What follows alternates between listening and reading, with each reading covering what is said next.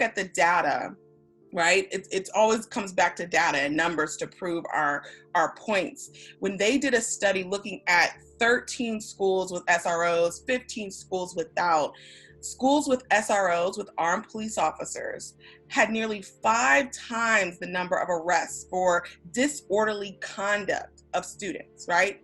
Disorderly conduct. So we're not talking about what they originally said they were bringing officers into the school system for.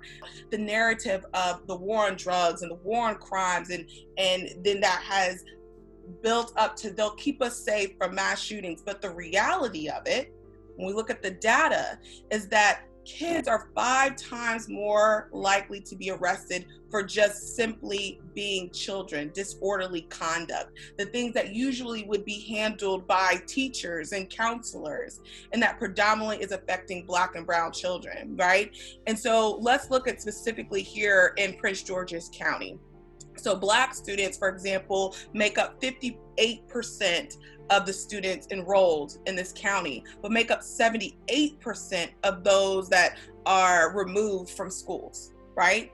So even though we have a lower percent of the body of population, we are the ones being expelled and arrested at a higher rate. Does this create a school to prison pipeline?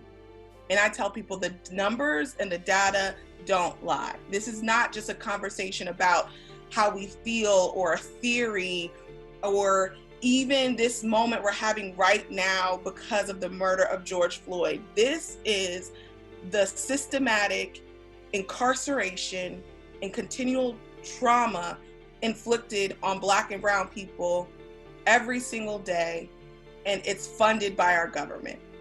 And I think that is such the important part of this conversation. When we talk about school to prison pipeline, we can't have this conversation without talking about armed police that are in our school systems.